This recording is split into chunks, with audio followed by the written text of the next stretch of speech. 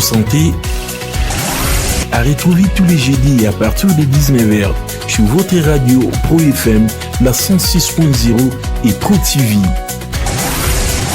La plateforme de téléchargement YouTube, Facebook, YouTube, TikTok, Snapchat et Twitter.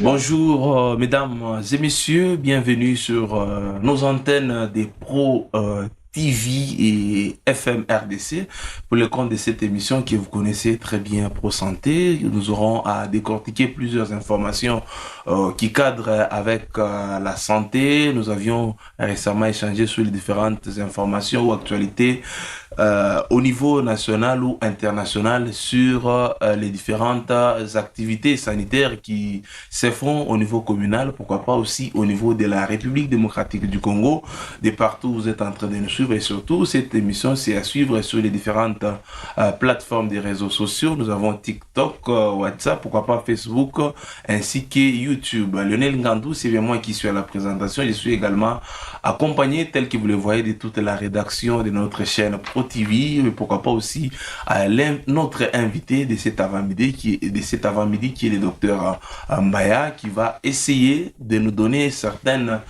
précisions par rapport à ce qu'on appelle la médecine du travail.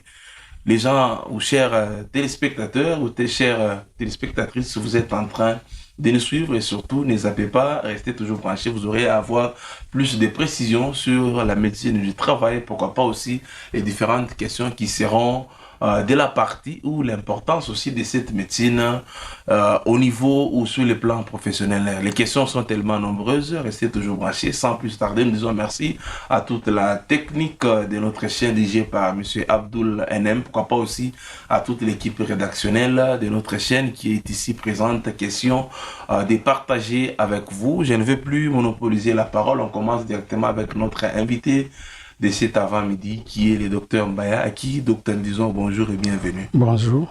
Content de vous recevoir pour la toute première fois au sein de cette émission. Plaisir partagé. Merci. Et nous allons passer d'abord à la présentation de mes confrères qui sont sur ce plateau. Je commence avec M. Dani Nkongolo, à qui nous disons, M. Dani, bonjour et bienvenue. Bonjour, merci. Nous disons encore une fois merci à notre invité pour la présence. Et surtout, la santé va bien? Oui, on est bien. Merci, Monsieur Alvin, à qui nous disons bonjour et bienvenue. Bonjour, Monsieur Lionel, bonjour à tous les milliers d'auditeurs, surtout les téléspectateurs qui nous suivent en ce n'était précis moment. La santé? Oui, ça va quand même, on tient le coup. Merci beaucoup. C'est pas seulement les deux, il y a aussi Monsieur Karis Kiboué, à qui nous disons bonjour et bienvenue pour les comptes de notre émission. Oui, mais bonjour, Monsieur Lionel, merci aussi à tous les téléspectateurs qui sont branchés en ce moment pour cette émission Pro Santé. Merci beaucoup, mesdames et messieurs. Vous avez suivi les différents intervenants ou mes différents confrères avec qui on va partager cet avant-midi. Question de pouvoir où chacun d'entre eux a au moins une préoccupation sur notre question ou sur nos questions d'actualité du jour ou à poser à notre invité qui est le docteur Mbaya, qui nous avons présenté dès déjà l'entame de notre émission. Je commence avec le docteur par une première question. Il y a des gens qui se posent une question. Docteur, c'est quoi la médecine du travail? Merci beaucoup pour la question. Je me représente encore, je réponds au nom de Mbaya Malenga Pierre. Je suis médecin du travail dans une entreprise locale, dans une entreprise minière locale ici. En fait, qu'est-ce que la médecine du travail? C'est une médecine qui est souvent méconnue et un peu ignorée. Et des fois, les gens l'identifient seulement aux examens périodiques. Donc, je vais à la médecine du travail pour les examens périodiques. Donc, la médecine du travail, c'est une médecine, une spécialité médicale exclusivement préventive, ayant pour rôle d'éviter toute altération de la santé des travailleurs du fait de leur activité, en garantissant leur bien-être physique, mental, sur leur lieu de travail. Et maintenant, cette médecine, quand on dit que c'est une médecine préventive, parce que dans la médecine, nous avons la médecine préventive et la médecine curative. Donc, la médecine curative, c'est celle qui est destinée à soigner les patients quand ils arrivent. Mais nous, en médecine du travail, c'est une médecine préventive et normative, c'est-à-dire nos actions sont exclusivement axées sur la prévention des risques professionnels sur les lieux de travail. Et je dirais encore que c'est une médecine qui est une invention française. Et pourquoi cela? Parce qu'à l'origine, à l'ère industrielle, il y avait un problème en Occident. Donc, les travailleurs qui travaillaient dans les différentes usines qui pullulaient, donc, travaillaient dans des conditions qui étaient inacceptables. Donc, quand ils travaillaient, le nombre d'heures n'était pas respecté. Un travailleur pouvait être victime d'un accident, il était déclassé, l'employeur embauchait un autre. Et cela a généré un conflit social à tel point que l'État était obligé de s'impliquer parce que tous ces accidentés-là ne pouvaient pas survenir aux besoins de leur famille. Donc, ils étaient vraiment inutiles à la société. C'était comme un citron dont on a sucé les jus et on laisse les restes. Maintenant, le gouvernement, en voulant s'impliquer, il a contraint les employeurs à réparer leurs dégâts. Parce que ces travailleurs, les altérations de la santé dont étaient victimes les travailleurs, c'était lié au travail. Maintenant, les employeurs étaient contraints de réparer les dégâts causés sur les travailleurs. Et cette contrainte légale a poussé les employeurs à anticiper. Ils se sont dit, au lieu de créer et d'attendre que nos agents soient victimes des accidents et des maladies professionnelles pour que nous subissions les frais de réparation, autant créer une médecine qui va être sur les chantiers pour anticiper de sorte que ces agents-là ne tombent pas malades. Comme ça, nous aurons épargné dans les conséquences. C'est ainsi que cette médecine était née en France dans les années 1900 et c'est là où elle est beaucoup plus développée. Merci beaucoup, docteur Pierre Malinga Mbaya, qui a essayé de nous donner au moins la signification de la médecine du travail. Mais docteur, il y a une question qui me vient aussi à l'esprit. Quelque part dans vos interventions, venez de dire que c'est une médecine qui n'est pas si connue ou je peux dire propulsée. Cela est dû à quoi par rapport à nos différents milieux?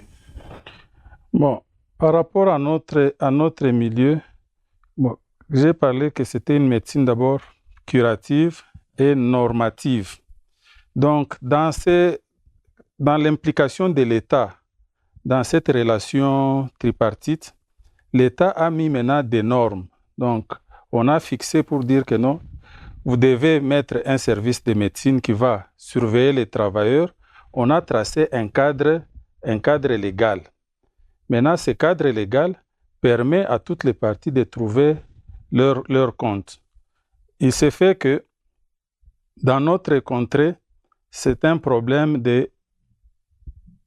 le support légal n'était pas est là, mais très peu développé et pas suivi. Par exemple, dans le Code du travail, il y a un article qui dit que c'est le médecin du travail qui doit faire les examens d'embauche et tous ces services-là. Mais on les cite seulement. Il n'y a pas une contrainte. Comme il n'y a pas une contrainte, donc les employeurs pouvaient prendre n'importe quel médecin pour faire ce travail-là. Alors que dans les pays européens, la contrainte a poussé les gens à avoir des personnels qualifiés parce que dans chaque secteur, il y a toujours une spécialisation. C'est comme aujourd'hui, nous pouvons prendre l'exemple du monde sportif. La FIFA, vu les accidents qui ont été enregistrés sur le terrain avec les sportifs, a été contrainte d'imposer aux différentes équipes d'avoir les médecins du sport. Parce que ces médecins-là sont spécialisés à ces domaines-là. Ainsi, les médecins du travail sont aussi spécialisés. Donc, on peut se qualifier comme des médecins de chantier. Donc, partout où les gens travaillent, nous devons être là, voir comment les choses fonctionnent pour que pour préserver et maîtriser ces risques professionnels. Donc, ainsi, dans notre pays, il s'est posé un problème de formation. Donc, il n'y avait pas des écoles, des universités qui formaient ces spécialistes-là. Donc, il n'y avait que quelques entreprises locales privilégiées telles que la GECAMIN, la SNCC, qui avaient des gens qualifiés. Mais depuis presque 6-7 ans, l'université de Lubumbashi a ouvert une chaire de médecine de travail. On commence à former les médecins du travail localement. Et ainsi, vu cette carence, l'Organisation internationale du travail s'était aussi impliquée pour aider les pays africains dans la formation de ces spécialistes pour répondre aux besoins qui est vraiment énorme. C'est ainsi qu'il y a plusieurs écoles qui sont sponsorisées par l'OIT, donc au Bénin, au Sénégal, en Côte d'Ivoire mais présentement ici en RDC. Donc, cette méconnaissance, c'est peut-être dû au manque de personnes qualifiées en nombre suffisant dans le pays. Aussi à l'importance que peut-être les différentes entreprises n'accordent plus aux gens, aux spécialistes de votre domaine, parce que cela est arrivé avec certaines facultés. Vous verrez que les besoins y est, mais vu qu'il y a autant de formations par ignorance, comme on venait de le dire, dans l'école du travail, ou qui insiste ou qui a eu à donner certaines précisions par rapport à cette qualification. Bon, en parlant je l'ai défini aussi comme une médecine normative, c'est-à-dire ces normes-là sont établies par les gouvernements. Par exemple, quand le gouvernement vous dit que non, vous devez avoir un service de médecine du travail dirigé par un spécialiste qui est qualifié. Donc, si vous ne l'avez pas et que vous sanctionne, est-ce que demain vous allez accepter d'être encore sanctionné? Donc, vous allez chercher à combler cette faille-là.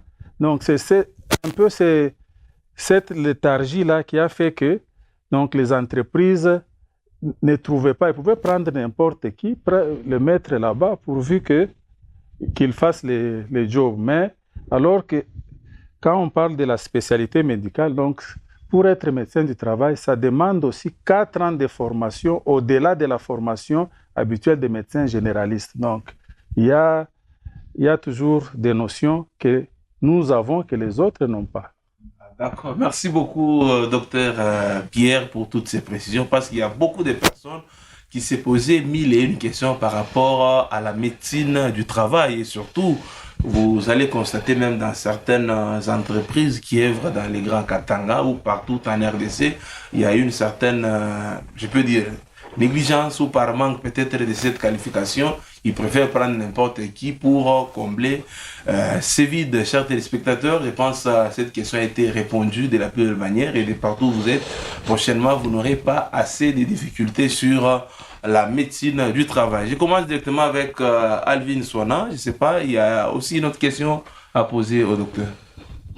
D'abord, oui, docteur, vous attendre dire quel est le milieu qui présente beaucoup plus de dangers sur la santé dans un milieu du travail? Le milieu ou les secteurs qui présentent beaucoup plus de dangers dans un lieu du travail sur la santé? Bon, les secteurs, je dirais toujours que il n'y a aucun travail qui soit exempt de dangers. Donc, partout, il y a toujours un risque professionnel. Nous pouvons prendre tel que dans votre métier ici. Vous êtes là, vous êtes assis. Nous sommes entourés de projecteurs. Donc, cette lumière, elle peut constituer un risque pour les gens qui ont des problèmes oculaires. Vous pouvez être là, vous glissez en installant. Vous brisez la jambe. Donc, c'est un risque. Donc, le risque est partout. Donc, il n'y a pas un travail qui est sans risque. Maintenant, d'après les degrés de risque, nous avons le secteur économique est divisé en 3 ou 4. Nous avons le secteur primaire, le secteur secondaire, le secteur tertiaire et d'autres parlent aussi du secteur quaternaire. Donc, dans le secteur primaire, c'est essentiellement concerne les matières premières. Donc là, l'exploitation des matières premières. Nous avons l'agriculture, pêche, les mines, tout ce qui concerne l'extraction des matières premières. Maintenant, les secteurs secondaires, ça concerne la transformation de ces matières premières en produits finis. Et les secteurs tertiaires, donc, comporte les services, la logistique, tout ce qu'il y a comme secteur de distribution, ainsi de suite. Donc, vous vous rendrez compte que c'est dans les secteurs primaires qu'il y a beaucoup plus de risques professionnels. Comme illustration, nous pouvons prendre par exemple ici à Fungurume, nous avons les mines et les carrières. Donc, ils exploitent les matières premières. Donc là, il y a beaucoup de risques. La poussière, les risques d'éboulement, de ceci, de cela. Quand cette matière première est sortie sous forme de roches, donc on va maintenant transformer en produits finis. Donc là, ce sont les usines. Il y a 30 cas des usines. Donc, et même dans ces usines-là, il y a les risques, il y a plusieurs risques. Donc, il y a les émanations, il y a la poussière, il y a plusieurs risques. Donc, partout, il y a plusieurs risques. Donc, pour répondre à votre question, c'est le secteur primaire qui présente beaucoup plus de risques, suivi du secteur secondaire. Et dans le secteur secondaire, il y a aussi les domaines, par exemple, ceux qui sont dans les usines, dans les manufactures. Donc, les risques diffèrent de ceux qui sont dans les bâtiments, parce que les BTP, c'est aussi dans les secteurs secondaires. Donc, dans les BTP, le risque est vraiment très accru par rapport aux autres. Si nous passons dans les secteurs secondaires, donc il y a aussi les risques partout, mais ce sont les deux premiers, les secteurs primaires et secondaires, qui comportent beaucoup plus de risques, bien que les risques soient présents partout. Merci beaucoup, docteur, pour des précisions à l'une des questions posées par notre confrère. Monsieur Dani, une autre question que vous avez à poser au docteur. En tout cas, merci beaucoup au docteur pour la présence ainsi que pour de la façon dont il est en train de détailler la matière. Ça prouve vraiment qu'il est du domaine. Vous savez, c'est vraiment une très bonne chose. Docteur, est-ce que nous pouvons savoir aujourd'hui ou découvrir aujourd'hui quelles sont les maladies professionnelles très fréquentes ou plus fréquentes dans ce domaine-là, parce que vous êtes quelqu'un du domaine? Bon. Les maladies professionnelles plus fréquentes,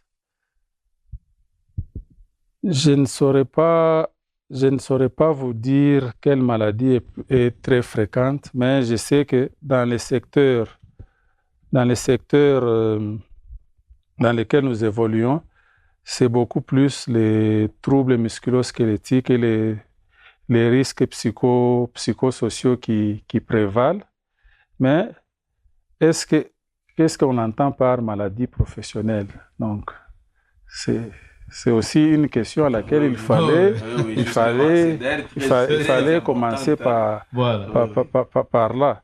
Parce qu'une maladie professionnelle, donc c'est une maladie qui survient, qui est la conséquence de l'exposition des travailleurs sur les lieux, aux risques présents sur les lieux de travail.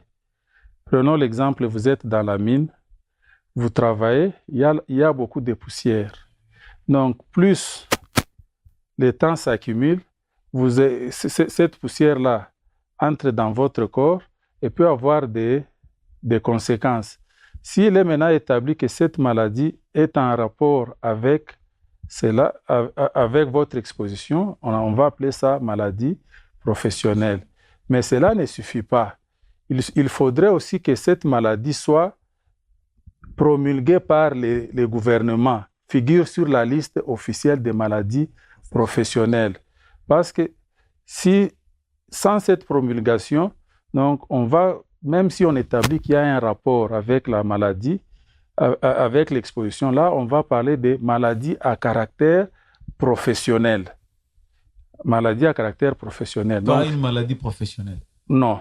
Maintenant, c'est la promulgation de la loi qui va confirmer qu'il y a une maladie professionnelle. Donc, on va établir une liste. Sur ce, le Congo était, notre pays, la RDC, était vraiment en retard parce qu'il y a eu on avait une quinzaine de maladies. Donc, c'est juste en 2023 ici qu'on a réactualisé la liste pour tomber autour des 42 maladies professionnelles déclarées, alors que dans les autres pays, ils sont déjà dans les 180, 100, 120 en fonction de cela. Parce qu'il y a aussi un problème pécunier qui se pose dans la réparation de ces maladies. Donc, ça, c'est le premier facteur. Deuxièmement, nous avons parlé de la carence du personnel qualifié dans les domaines. Donc, ça va aussi se répercuter sur la déclaration. Parce que pour établir que non, il y a une corrélation entre la maladie et le travail. Donc, il faut avoir un regard expert. Donc, et être informé. Donc, cette sous-qualification a aussi conduit à une sous-déclaration des maladies professionnelles. C'est ainsi qu'avec le vent actuel, la formation des médecins du travail, la sensibilisation, vulgarisation, donc tout le monde saura bien reconnaître et ça va booster les déclarations et ça nous donnera maintenant des statistiques viables sur les maladies professionnelles. Merci beaucoup, docteur Pierre, pour les éclaircissements par rapport à la maladie professionnelle ou aux maladies professionnelles. Il y a certaines personnes qui s'est posé mille et une questions de quoi il s'agit. La réponse était claire et surtout précise. Caris, une question que vous avez aussi à poser. Oui, monsieur Lionel, merci beaucoup pour la parole. Docteur, comme vous l'avez dit ici, que tous les métiers à risque. Alors, comment un employeur peut-il améliorer la santé et la sécurité d'un travailleur? Bon, tous les métiers sont à risque, comme je vous ai dit, et il faut aussi noter que l'employeur a l'obligation de la santé et sécurité de ses travailleurs. C'est vous dire que tel que vous êtes là, vous avez par exemple un travailleur, un chauffeur à la maison, donc vous êtes responsable de sa sécurité et de sa santé. C'est-à-dire, quand vous allez lui donner son outil de travail qui est votre véhicule, vous ne pouvez pas lui donner un véhicule qui est sans frein, ou lui dire que non, va me prendre quelque chose.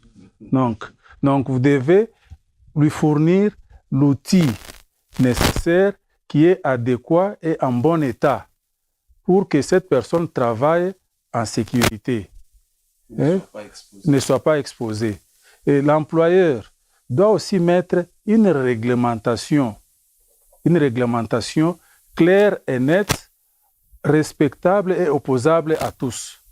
Par exemple, nous avons dans une entreprise locale où on dit il y a les 13 règles de sécurité. Donc, vous devez les respecter. Si vous ne respectez pas ces règles-là, que vous soyez DG, vous soyez qui, vous êtes sanctionné. Donc là, ça donne à tout un chacun de pouvoir respecter cela. Donc, en dehors de cela, donc l'employeur doit aussi mettre toutes les structures qu'il faut, toutes les compétences qu'il faut pour permettre aux travailleurs de bien donner leur rendement. Donc, et cela, ça peut constituer à plusieurs niveaux. Par exemple, vous voulez faire votre magasin, par exemple, construire. Donc, en construisant, vous devez déjà intégrer tout. Les dépôts, comment est-ce que les gens vont soulever, les flux de marchandises sera comment, les installations. Donc, si vous avez déjà tout prévu comme ça, vous verrez que même les gens qui vont travailler là-bas, ils vont bien travailler. Mais si vous n'avez pas bien conçu vos outils ou bien vos installations, donc les gens peuvent avoir des difficultés. Donc, l'employeur, pour répondre à votre question, l'employeur doit fournir l'équipement nécessaire en bonne et due forme et l'équipement qui présente aussi la sécurité. À ce sujet-là, des fois, on peut se dire, prenons l'exemple, vous êtes employeur, vous exploitez un moulin qui moule le maïs. Donc, vous verrez qu'il y a au niveau des courroies et des poulies, il y a les courroies qui sont exposées. Mais quelqu'un d'autre peut vous présenter un autre modèle, toujours le même moulin, mais les courroies là ne sont pas exposées, ils sont protégés. Ils sont protégés par une grille de protection. Mais vous constaterez que ces deux-là sur le marché, ça n'a pas le même prix. Vous, employeur, pouvez dire, ah, j'achète ça le moins cher pourvu que ça moudre les maïs. Alors que ça peut moudre, mais ça expose votre travailleur à un risque.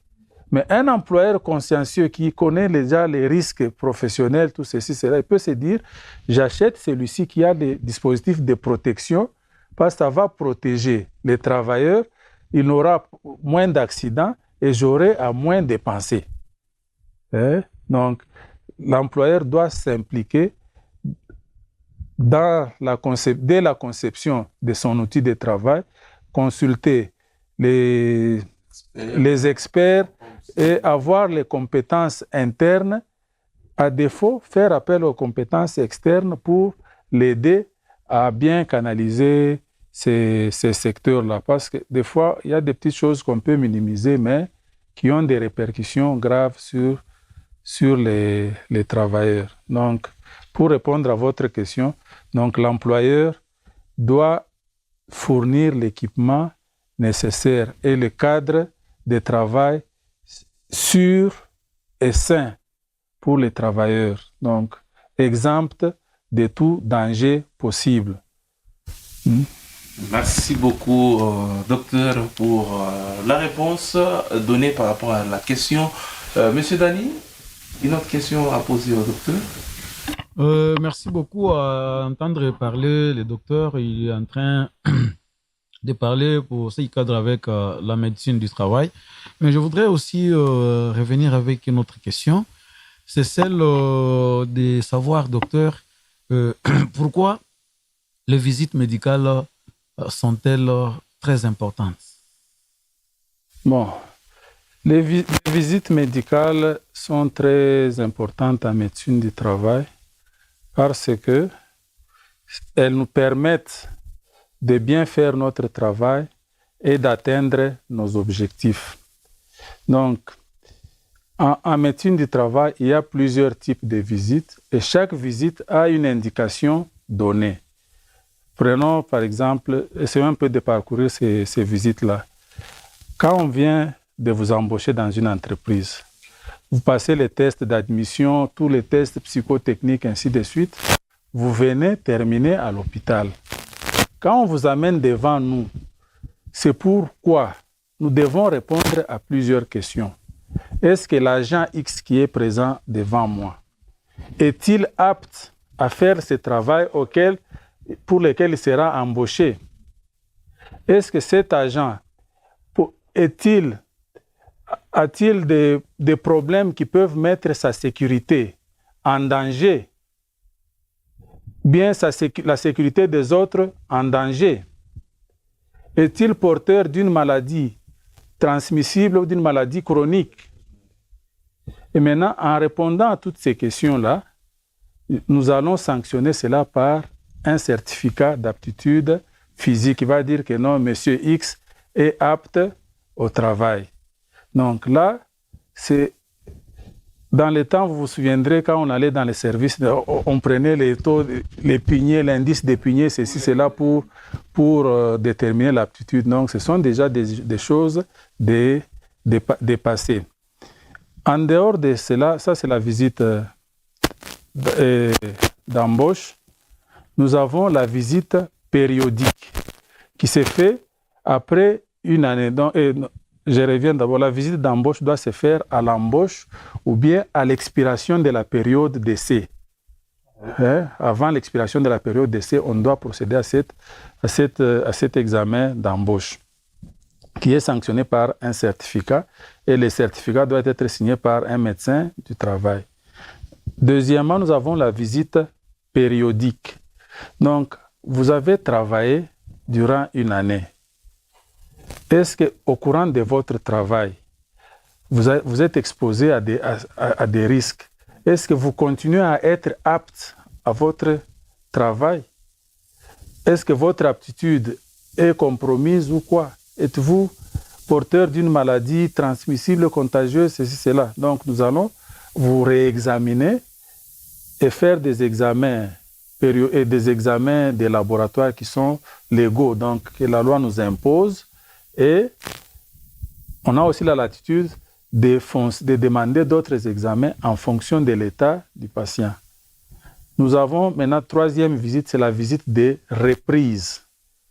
Cette visite des reprises du travail se fait après une période d'absence sur le lieu de travail de plus de 21 jours. Quelqu'un qui était en congé? Quelqu'un qui était en congé, parce que souvent, les congés, le minimum, c'est 18 jours ouvrables. Mais si nous devons compter les calendriers, c'est déjà au-delà. Donc, à votre retour de congé, on doit faire cette visite de reprise. Il y a la visite de reprise qu'on peut aussi faire chez les femmes qui s'accouchent. Donc, parce qu'elles ont droit à un congé de maternité qui peut aller jusqu'à 3 mois. Donc, à son retour, elle doit passer une visite de reprise. Elle est aussi indiquée pour les examens, les gens qui font les accidentés de travail, qui a commis un accident de travail. Si cet accident de travail a occasionné une absence de plus de 8 jours, donc il doit passer pour faire la visite de reprise. Et une absence maladie. Donc, vous êtes malade, une maladie qui a duré plus de 3 semaines. Donc, à votre retour, vous devez aussi passer pour faire cet examen. Excusez, M. Lionel, s'il vous plaît, je voudrais rebondir un tout petit peu par rapport aux paroles du docteur.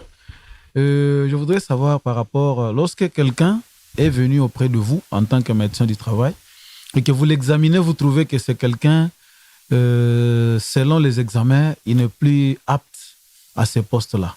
Est-ce que vous avez un document que vous allez rédiger afin que les responsables de l'entreprise puissent chercher un endroit ou une place où il doit mettre cette personne-là adaptée selon sa santé? Oui, il y a des documents qu'on peut élaborer. Donc, dans ces domaines-là, si la personne est apte au poste, on va dire qu'il est apte au poste. S'il n'est pas apte au poste, on va dire qu'il est inapte à ce poste-là. Maintenant, cette inaptitude peut être temporaire ou permanente. Je vous ai donné par exemple l'exemple le monsieur qui avait une fracture et dont le mouvement du coude est limité. Bon, supposons que cette personne-là est chauffeur, conducteur des véhicules légers. Donc, du fait que la limitation de ses mouvements, ça ne va pas lui permettre de bien conduire. De bien conduire. Comme la sécurité passe avant tout dans les entreprises, non, moi je ne peux pas le permettre à ceux qu'il conduise. Peut-être il peut conduire sur une route sans problème, mais quand il y a un obstacle qui survient subitement, aura-t-il les mêmes réflexes? Donc à cette personne-là, je puis dire, mais comme la personne est en forme, mais il y a une limitation des mouvements, cette personne, temporairement, donnez-lui un autre travail que la conduite. Entre-temps, on peut recommander les séances de kiné, et quand il aura repris, donc dans ce premier cas-là, on va écrire un reclassement temporaire. Pour X temps, on évalue que peut-être après 6 mois, il aura déjà récupéré. Si après les 6 mois, il a récupéré, on le retourne à son poste. S'il ne récupère pas, on va prolonger. Mais maintenant, si les lésions se consolident, mais ça ne permet plus à la personne de récupérer, de rester à ce poste-là, on va maintenant établir un certificat d'inaptitude à ce poste-là. Mais quand on dit vous êtes inapte, parce que quand on vous engage selon une qualification. Oui. Donc vous êtes inapte à cette qualification-là. Mais vous pouvez être apte à autre chose. Donc dans le cadre de notre monsieur-là, il est inapte comme chauffeur, mais il peut écrire dans un bureau, il peut faire ceci, cela. Donc maintenant, ça sera à l'employeur de voir si il a ce poste-là pour lui donner. Mais si l'employeur n'a pas ces postes-là proposés, n'a pas d'autres alternatives, donc là, il peut même, la loi autorise à les licencier. C'est comme vous avez, à la maison, vous avez, madame s'est dit, non, pour torchonner, j'ai besoin d'une ménagère, une bonne. La bonne doit torchonner, mais la bonne vous dit que non, elle a un problème de santé, ne sait pas se courber, non, elle a un problème de dos. Bon, moi les médecins travaillent, je dis, bon, comme elle ne peut pas se courber, ne peut pas torchonner, elle peut même faire arroser ou bien faire un travail. Mais vous n'avez pas ce travail-là. Vous allez la garder parce qu'on l'a dit. Non. La loi vous autorise à vous en débarrasser. Vraiment. Merci beaucoup, docteur. La matière est tellement à gogo et les questions sont tellement nombreuses, mais nous allons quand même nous forcer de prendre quelques-unes. Monsieur Ervin, votre deuxième question, je pense. Il y a une autre question qui vous revient en tête. Je reviens justement sur les docteurs. Docteur, je vous ai entendu dire qu'il y a des maladies du travail. Alors, dites-nous, docteur, toutes ces maladies sont curatives ou non? Bon. Pour répondre, les risques professionnels sont de deux types. Nous avons l'accident de travail et la maladie professionnelle. Bon, maintenant, la maladie professionnelle, c'est un risque qui est un peu chronique parce qu'on n'attrape pas une maladie professionnelle en un jour. Hein? Donc, c'est plus vous vous exposez au fur et à mesure. Maintenant, selon les types de maladies, il y a ceux qui sont curables et ceux qui ne sont pas curables. Par exemple, il y a certains cancers qui sont classés comme maladies professionnelles. Si vous tombez sur cela, donc si c'est un cancer curable, on peut vous soigner. Et si ce n'est pas curable, malgré tout ce qu'on va vous donner, un traitement symptomatique, un traitement palliatif, ça va vous emporter. Donc, il y a des maladies qui peuvent se manifester aujourd'hui. Et donc, une semaine ou 2 mois, 2 ans après, il y a d'autres maladies qui peuvent se manifester même après 30, 50 ans.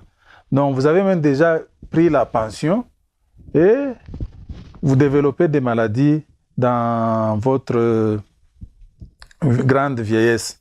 C'est pourquoi il nous est recommandé de garder, conserver les dossiers de nos agents le plus longtemps possible. Donc, pour répondre à votre question, donc ça dépend du type de maladie dont la personne est. Je vous ai donné l'exemple de la poussière avec la silicose. Donc, la poussière qui s'accumule dans les poumons.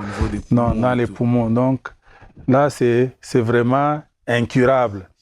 Donc, vous aurez seulement un traitement symptomatique palliatif. Mais si, par exemple, vous avez, pour nos amis qui travaillent à la machine, les douleurs au poignet, tout ça, qui est démontré aussi comme une maladie professionnelle. Donc là, on peut vous soigner, cette douleur-là disparaît et on vous change de travail pour limiter l'exposition. Parce que si on vous laisse au même poste, vous serez toujours contraint d'écrire à la machine. Votre poignet sera sollicité. Donc, le problème ne va pas se terminer. Non? Donc, bref, il y a des maladies qui peuvent être curables et d'autres non curables. Parce que vous parlez de maladies curables et incurables, docteur. Je prends les cas, parce que vous avez parlé des entreprises. Je prends les cas, par exemple, des gens qui travaillent à l'électrolyse ou soit ceux qui travaillent au solvant par extraction, on appelle SX. Oui. Ces gens-là, ils peuvent être exposés à quel genre de maladie? Les agents peuvent être exposés à plusieurs risques de plusieurs types. Donc, nous avons plusieurs agents. Il y a les agents chimiques. Dans les agents chimiques, il y a des liquides, des solides, des gaz, ainsi de suite. Donc, par exemple, les vaporisations là, donc il y a les émanations d'acide sulfurique, les émanations de soufre, ceci, cela. Donc, il y a même ceux qui sont exposés au plomb. Donc, ça dépend du contenu du contenu des produits qui sont utilisés.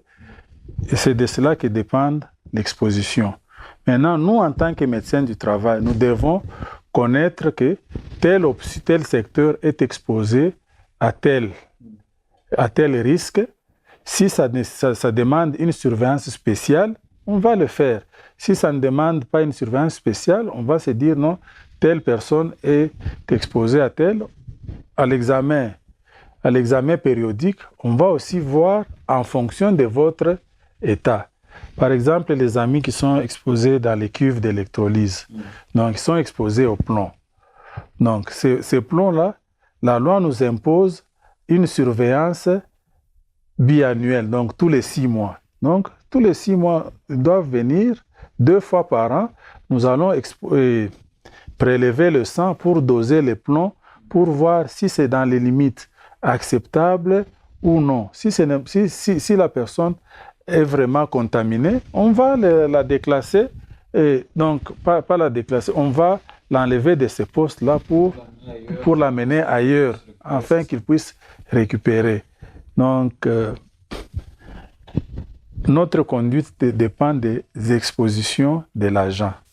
C'est pourquoi même ces entreprises-là, docteur, ils respectent vraiment, est-ce qu'ils ont des spécialistes comme vous, médecins du travail, dans ces entreprises là-bas, afin de faire les suivis corrects de toutes ces histoires-là. Parce que quelque part aussi, comme M. Dani l'a dit, venez de dire, le pays fait face à une carence de spécialistes. Ouais.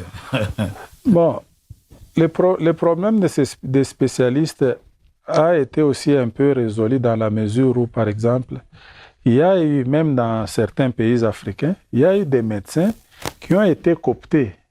Donc, le fait d'avoir travaillé longtemps dans un service, vous allez acquérir une certaine expérience, et puis on va vous donner quelques formations pour vous encadrer, et puis vous pouvez être reconnu comme médecin du travail. Donc, par exemple, tel que moi, j'ai le diplôme, si je travaille avec quelqu'un qui va m'aider, donc en travaillant, on est en train de transmettre quelque chose. Donc, la personne peut se retrouver à un certain moment avec les compétences, peut mieux faire. Maintenant, le grand problème, c'est quoi? Donc, toutes les dépenses liées à la médecine du travail incombent à l'employeur. Donc, c'est une dépense. Donc, vous devez payer les médecins, tous les examens des labos, tout ça, c'est vous l'employeur qui devez payer. Maintenant, ça a un coût. Est-ce que c'est toutes les entreprises qui veulent supporter ces coûts-là pour en avoir. Pour en avoir. Donc, si l'État n'est pas derrière avec son fouet, donc elles vont outrepasser. Ou chercher à faire des raccourcis, question d'éviter autant de dépenses. Mais par contre, les agents sont exposés. Oui, par contre, les agents sont exposés. Maintenant, les agents sont abandonnés à leur triste sort. C'est pourquoi l'État a un rôle important dans la régulation. Et il y a aussi d'autres mécanismes internes qui permettent à ce qu'il y ait une pression. C'est par exemple la délégation syndicale, les représentants des travailleurs. Ils peuvent aussi faire pression sur l'employeur pour dire que non, nos agents sont exposés, ceci, cela. Faites le nécessaire pour améliorer telle ou telle situation. Mais s'il n'y a pas un suivi de l'État, donc souvent, on préfère ne pas dépasser. Du salaire, tout en oubliant peut-être un jour, ça serait un peu compliqué. En tout cas, je vois M. Karis aussi une question. Oui, docteur, je voulais revenir un peu au niveau de l'inaptitude ainsi que de l'aptitude. Puisque, que faire lorsque un travailleur est recruté comme étant apte et il est victime d'un accident au niveau du travail et il devient inapte? Que doit faire l'employeur à ce niveau? Bon. L'accident du travail, c'est un accident qui survient au travail ou au décours du travail. Hein? Il y a aussi l'accident, ce que nous appelons l'accident de trajet. Donc, c'est du domicile vers le boulot ou vice-versa. Dans l'enceinte de l'entreprise. J'y arrive. Hein? J'y arrive. Ou vice-versa. Ou soit des lieux où la personne prend habituellement les repas. Donc, si dans l'entreprise, il n'y a pas une cantine. Maintenant, quand il y a un accident de travail, qu'est-ce qu'on fait? Hein? Premièrement, en cas d'un accident de travail, il faut que la personne victime d'un accident déclare l'accident auprès de son superviseur. Peut-être, comme on ne travaille pas souvent seul, ses collègues peuvent être là comme témoins. Maintenant, quand il y a un accident comme ça, on le déclare auprès du superviseur. Selon l'organisation interne, il y a le service de sécurité qui doit être informé de l'accident. Quand il est informé de l'accident, il va envoyer les messages au médical et puis ceux qui sont là vont faire le constat préliminaire et puis envoient la victime à l'hôpital. Maintenant, quand la victime est envoyée à l'hôpital, là, c'est les médecins qui s'en occupent d'abord pour soigner la personne. Si les lésions sont minimes, on va les soigner sur place. Si ça demande des examens complémentaires, on va les faire. Si ça demande même un transfert, on va les faire. Et là, le rôle du médecin ne s'arrête pas là. Il y aura encore un problème de déclaration de l'accident auprès de la Caisse nationale de sécurité sociale, CNSS. On va déclarer l'accident en collaboration avec les services de HR, en collaboration avec les services des ressources humaines. Et après ça, on va voir comment les patients évoluent. Donc, il y a plusieurs formulaires selon formulaire A1, A2, A3, A4 en termes d'accident de travail. Entre-temps, les services de sécurité vont maintenant continuer l'investigation pour établir les circonstances, les responsabilités, afin d'anticiper pour que prochainement cet accident-là, un tel type d'accident ne se produise pas. Et quand on fait ça, après avoir déclaré l'accident à la CNSS va maintenant prendre les dossiers en main. Si l'inaptitude, l'agent devient inapte à la suite de cet accident-là, on va parler d'une incapacité permanente. Cette incapacité permanente, c'est-à-dire, je vous ai donné l'exemple des cas de la fracture. Bon, quand quelqu'un est fracturé, donc ça va se consolider. Cette consolidation peut être normale, la personne reprend la mobilité, tout comme cette consolidation peut être vicieuse et se consolide mal. Supposons par exemple, vous êtes chauffeur, mais votre consolidation se fait dans ce sens ici et de façon permanente. Donc, on va maintenant établir les degrés d'incapacité. Il y a ce que nous appelons les barèmes officiels des invalidités. Donc, c'est une loi qui a été promulguée déjà depuis le temps colonial, qui nous montre, par exemple, que si telle personne présente une lésion de tel type, donc le taux d'incapacité peut être évalué à autant. Maintenant, sur base des lésions que vous présentez, que l'agent présente, je vais dire cet agent présente une invalidité de 100%, 50%, 80% selon les codes.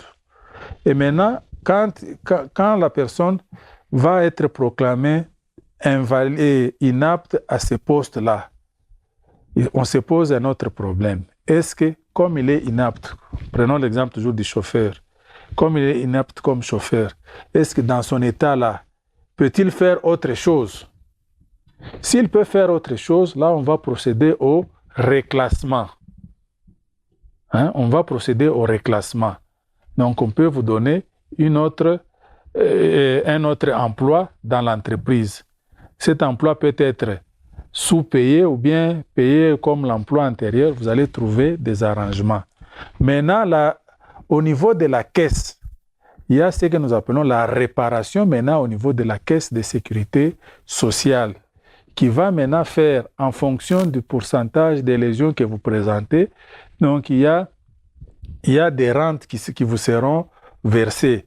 Donc là, c'est aussi une autre spécialité. Donc, merci beaucoup, docteur.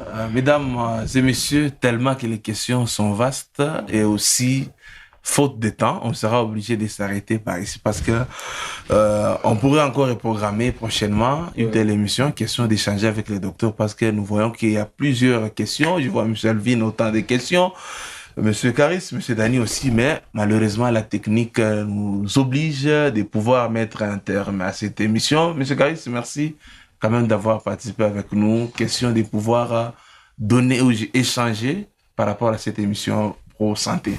Merci beaucoup, M. Lionel. Merci encore une fois au docteur. Merci aussi à tous les téléspectateurs qui nous suivent en semaine.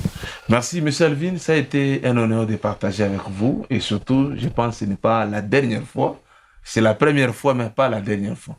Monsieur Lionel, le plaisir est pour moi d'être associé, bien partager la même table avec les docteurs, M. Dani aussi, avec M. Karis. Merci beaucoup. Merci beaucoup. M. Dani, ça a été aussi une grande joie d'avoir partagé moi j'ai toujours appelé cette viande qui était tellement vaste, mais on n'a pas su la consommer.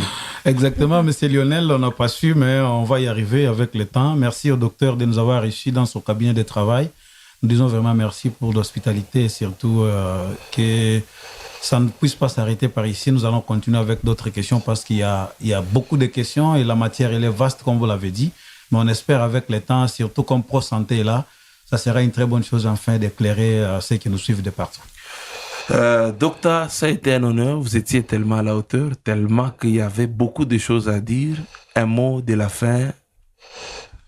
Non, bon, le mot de la fin, c'est juste remercier à Pro TV de nous avoir fait l'honneur de partager le plateau. Nous sommes vraiment satisfaits. Et nous sommes toujours à votre disposition pour vulgariser toutes ces notions sur la santé et sécurité au travail, parce que ce sont des notions qui concernent tout le monde. Là où les gens travaillent, il y a toujours des risques. Donc, partager l'information, c'est la meilleure façon de prévenir. C'est la meilleure façon de prévenir et ça sera vraiment un plaisir pour continuer à partager même prochainement. Merci beaucoup, docteur. Ça nous va tout de le cœur et surtout d'avoir disponibilité votre temps. Question de partager avec vous et surtout, mesdames et messieurs, nous vous rappelons que cette émission que vous venez à peine ou que vous allez suivre sur les différentes plateformes et que vous suivez était tellement à la hauteur par rapport à la médecine du travail dont certaines personnes n'étaient pas informées. Mais en résumé, le docteur a essayé de donner par rapport à certaines précisions. Comme il a dit, dans toutes les activités que nous œuvrons, il y a toujours eu des risques, pourquoi pas aussi des dangers qui nécessitent une certaine mesure de contrôle efficace pouvant permettre aux employés de ne plus être exposés ou pourquoi pas aussi de pouvoir travailler en toute sécurité, car l'objectif de tout un travail, c'est de gagner quelque chose, non plus revenir avec une maladie qui pourrait être difficile à une personne de pouvoir subvenir à ses besoins. Et surtout, comme on l'a dit, ou le docteur l'a dit, durant une période dont vous n'œuvrez même pas, vous serez incapable de pouvoir remonter tous ces obstacles-là. C'est à nous maintenant, toutes ces personnes-là, comme le docteur a dit, tout travail a au moins un risque.